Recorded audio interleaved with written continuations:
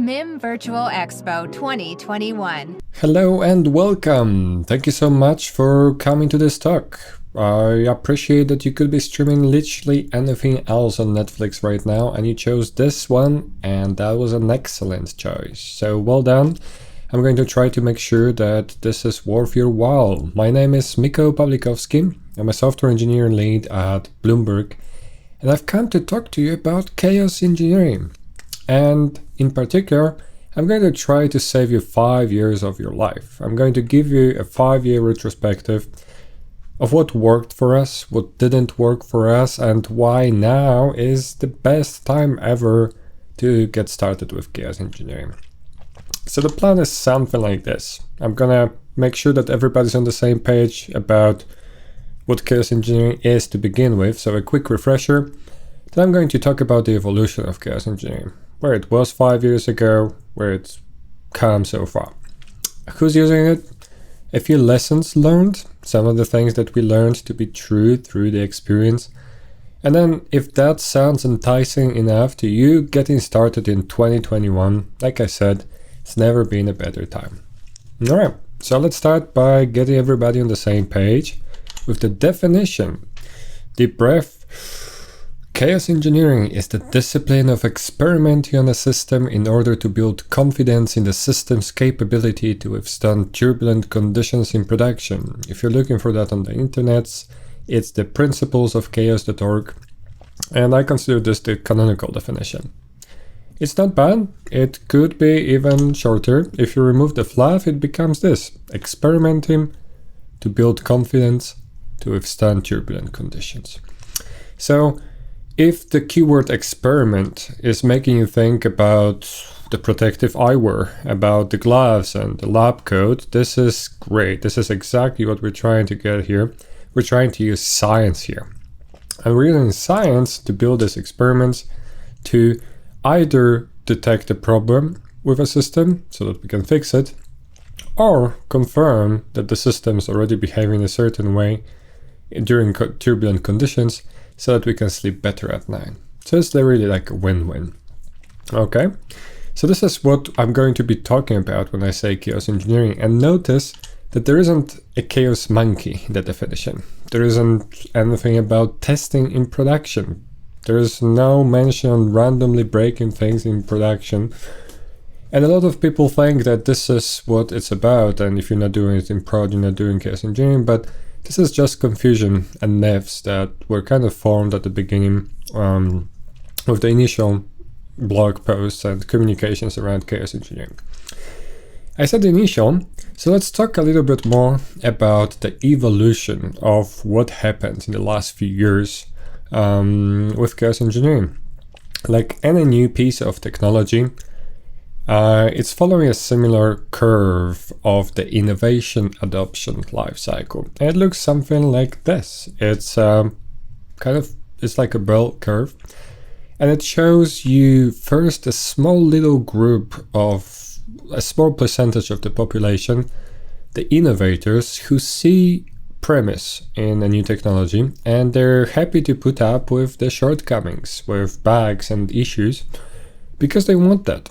They want to use that technology as soon as possible. And then as the technology gets better, it slowly gets adopted by more and more people. It goes through the early adopters, then the early majority, and then at some point it reaches a critical point where more than half the population adopts it. And that's when we moved into the late majority kind of population, and then laggards, who are the people who are a little bit behind and who everybody else has adopted, and they are still a little bit behind. So a good example of a technology that went through this kind of life cycle in the recent years and decades is a mobile phone. So when I'm saying a mobile phone, you're probably picturing something like this, and depending on which one of these phones you're more identifying with, that's going to date you. But you can see a little mix here of old Nokias and a bit younger Nokias and a little Samsung and a Sony smartphone here. These are all iterative improvement on the idea of a mobile phone. What I think you probably didn't picture, and maybe you should when I said mobile phone, is this bad boy. Welcome to Motorola Dynatac 8000X. 1983 is when this was released, and it could not only allow you to speak for 30 minutes straight, 30 minutes talk time, but also store up to 30 phone numbers.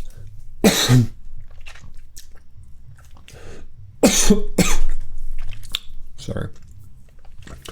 A revolutionary device, and all of that for under $4,000 in 1984 dollars, meaning that it's about 10 grand these days, on today's value.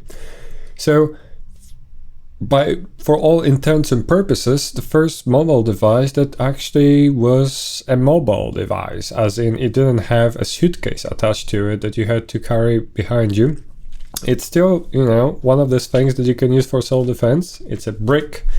You could very much defeat a wolf using it, but it started something, right? This is, when you think about it, when you compare this to your phone today, we can see the similarity. You can see where your phone might have come from. So going back to chaos engineering, if you look at the beginning, what the innovators had to work with, it was the chaos monkey. At the beginning, there was the chaos monkey. Famously, Netflix, a few years back, they went and they moved on to AWS, and they used this tool that ended up being called Chaos Monkey to basically verify that their entire fleet of VMs, when they come back, when they go down and come back up, their applications continue working. So very rough around the edges, right?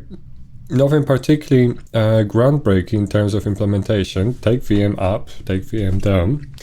But it was enough to start something. And in many ways, it's very similar to the Dynatac that we were just looking at, that Motorola bad boy, right? Rough around the edges, not too much functionality, very basic, but it started something, right? So then when as the time went by and new tools started creeping up, iteratively improving on this idea, things like Powerful Seal, I'm going to talk about because I wrote it, we wrote it back at Bloomberg, books like my book on chaos engineering or others, Chaos Toolkit, Litmus, all of these tools started adding more functionality to make it higher level, to make it more accessible, to make it more easy to use, right? To add more functionality, make it more powerful. So with that, we've got the early adopters who can go and do things with it, right? It's less rough around the edges. And if you think about it, that photo that I just showed you of the different kind of generations of smartphones, of mobile phones rather, all the way from brick phones that could play snakes to a reasonably recent Android phone that is a pocket computer with quite a lot of power. All of them started improving in their own ways and trying to suggest new ways of doing the same thing and adding new features, right? And this is kind of where a lot of the work has been already solved for you. So if you're coming into chaos engineering today, a lot of that work has been done for you, right? The next step after that is the early majority, up until the hump, the place where half of the population has already adopted that. And I would argue that we're somewhere in the early majority stage right now. We're probably not over the hump yet, but we're getting there and steadily, and we're getting close, right? And the goal of this game is to go all the way to the right side of the graph, right? After the early majority, we have the late majority, and that's the promised land. That's where the magic happens. That's where the rainbows and the unicorns and the eternal sunshine and holidays is. And incidentally, I found a photo on Unsplash that basically has all of that in one go. It has the rainbow unicorn that's also inflatable. That's on holiday, clearly, with a lot of sunshine. So this is where we want to go, right? All the way from the innovators, the early adopters, early majority, late majority, at each of the steps, the tools become better and they become more widespread. And because they're more widespread, there are more people who can improve them, and they become better. And we have the snowball effect, where effectively the technology becomes a household, part of the landscape rather than something for hipsters. Okay, so that means that given that we're approaching that hump, we have all kinds of companies, all kinds of individuals who are involved in that. We get the large companies from the Fortune 500 all the way to small startups through all kinds of financial institutions and hedge funds and whatnot, who are reaping the benefits of that. So it's no longer just for hipsters. Everyone can use that.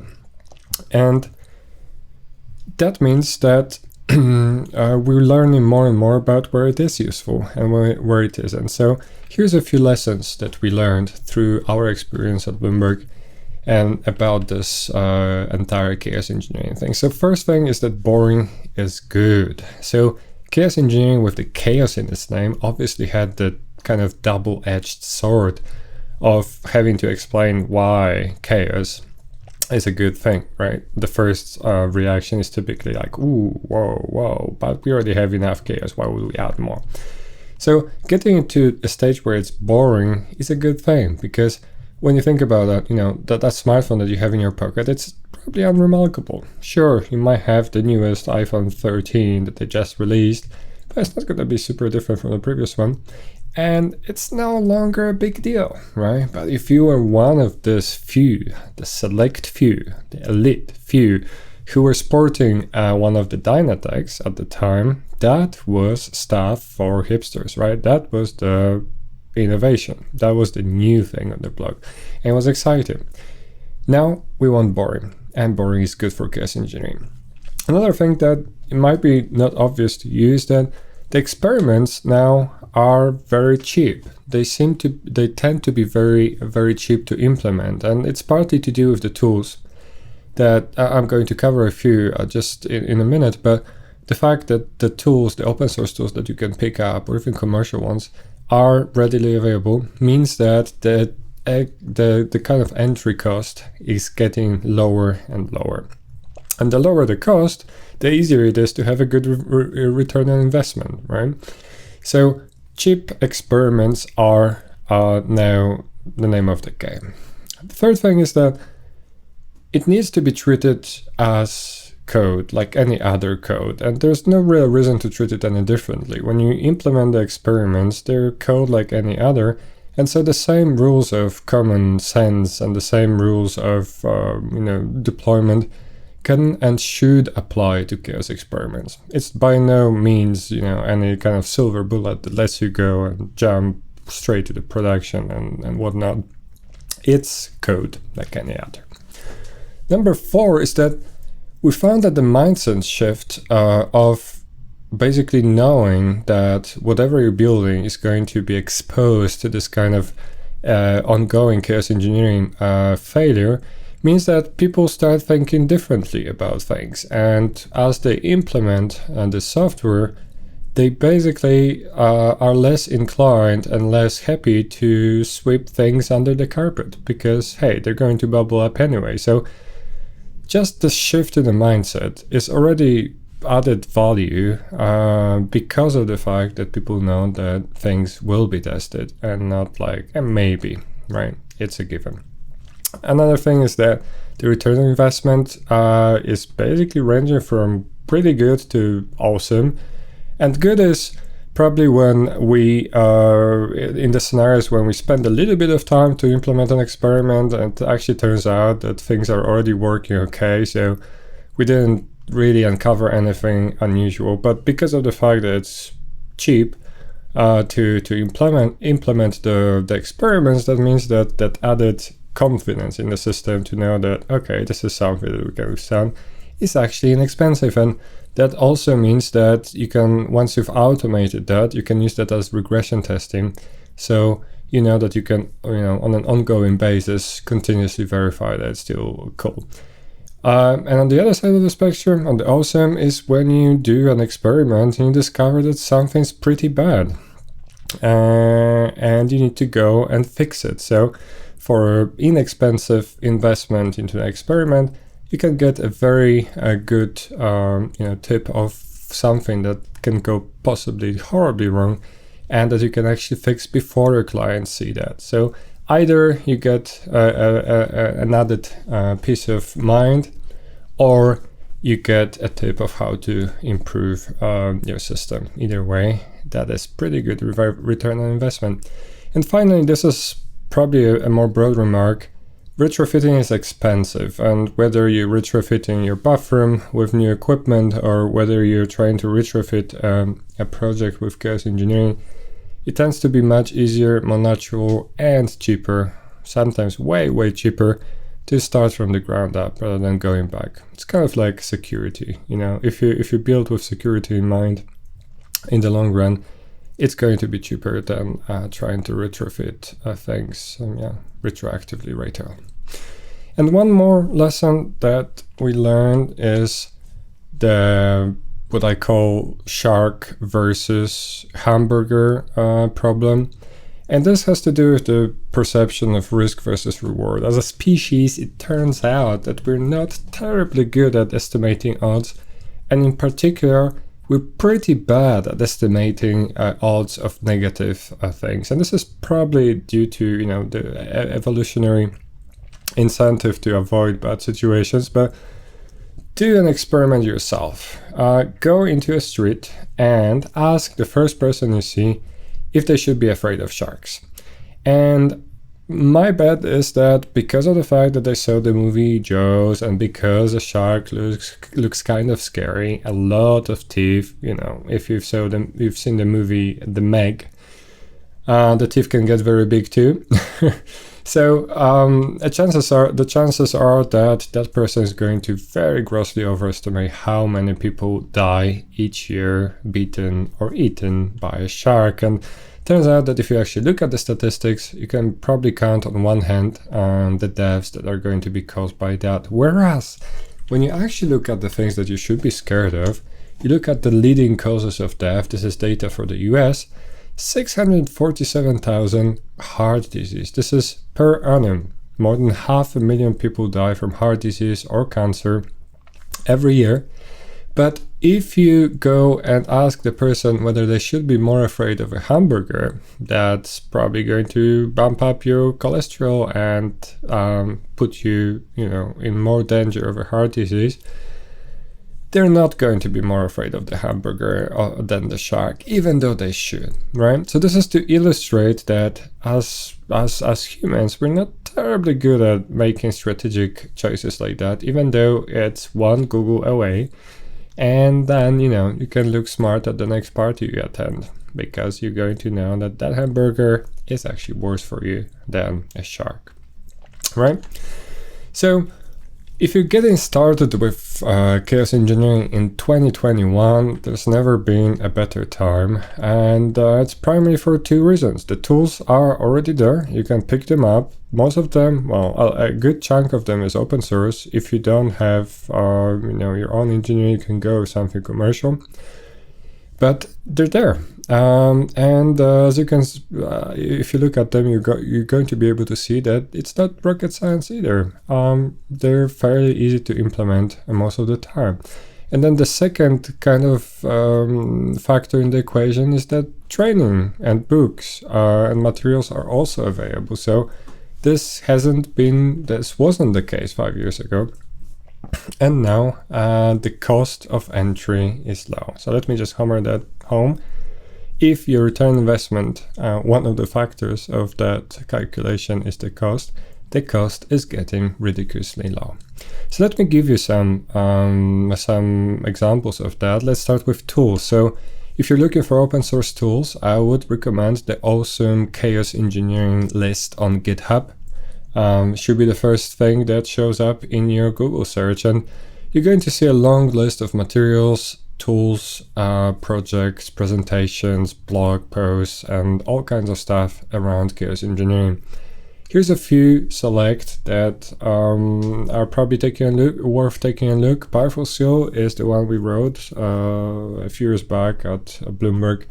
when we're doing chaos engineering with Kubernetes, and that makes it really easy to implement pretty sophisticated, ongoing, continuous experiments with Kubernetes. So you can write a scenario, which is basically a list of actions that Powerful Seal can take, like take this down, modify this, block that, add latency to this, and verification to basically verify that the thing that you expect to continue working continues working. Similar to that, Chaos Toolkit also allows you to write JSON scenarios where you describe what needs to be done and what kind of verification you need to do. Command line tool. Worth mentioning probably Pumbaa, a nice little CLI that makes it so much easier to get started with injection of network latency. It wraps TC, traffic control, and works nicely with Docker containers without requiring you to operate on IDs. Toxiproxy, a little nice project that you can stick in between your application and whatever else it's connecting to. And then once that's in place, you can interact with Toxiproxy to tell it, okay, now inject latency or start dropping packets or do all kinds of things on the networking level. It also integrates nicely into unit tests or integration tests where you can modify the behavior of the proxy as you go. Chaos Monkey, obviously, we mentioned it already, but it wouldn't be a complete presentation without that thing. Byteman, if you're working with anything running inside of a JVM, Byteman allows you to write this little script when you describe what to modify, and then it's going to use the Java agent to basically modify the classes in question on the fly without modifying the source code, modify them on the fly when they're being loaded into the JVM, and allow you to do things like simulate some kind of condition where some exception gets triggered, for example, or some code is never reached because of some other condition, very easily. Very convenient and nice to quick to start with. KubeDoom, this is great for demos. You can plug your Kubernetes cluster into Doom and then walk around and shoot enemies that are pods. And these pods are going to be deleted from your cluster. And finally, Litmus Chaos. Litmus is becoming one of the more advanced tools for chaos experiments. It integrates with other tools like Powerful Seal, and it even lets you share your experiments on their hub. So this is just a few select tools that you can get started. All of them are open source and all of them are available on GitHub. Apart from maybe Byteman. But most of them are available on GitHub, and you can go and look at how they're implemented and what they can do for you. In terms of training, well, I probably should plug my book. It's called Chaos Engineering, Site Reliability Through Control Disruption. It's from Manning, and it covers a wide spectrum of scenarios when you're likely to use chaos engineering in real life. So apart from the theory at the beginning, most of the chapters are focused on a particular stack. So we focus on things like Linux containers, how they work, how you can implement your little mini Docker using the Linux kernel functionality so that you can actually understand what's going on under the hood and you can roll out your own experiments. Things like Kubernetes, both testing Kubernetes setup itself, whether it's actually high availability, and testing applications running on Kubernetes, because it's an extra layer, makes some of the things easier. Through things like all the bottom of the stack, when you go into and looking into failing some of the syscalls, so that you can verify the logic of a black box that you don't even know how it was implemented, you just know how it behaves on the syscall level. And then all other scenarios that I could think of that would be popular, like injecting latency to a database and seeing how it actually affects your application in real life. through adding chaos engineering directly into the application, because sometimes it's the easiest and the most convenient option, all the way up to front-end code with JavaScript, where you can also add failure and see what happens with the more and more advanced frameworks that JavaScript offers. All right. And so that hopefully should give you a good overview of what we've learned and how to get started with that, and what worked for us and what didn't. If you would like to chat about this more, the easiest way would be to go to LinkedIn. This QR code should hopefully take you there if you scan that, and I'm always happy to chat about anything chaos engineering or SRE. And if you would like a shark or a unicorn photo, unsplash.com is where you can find them.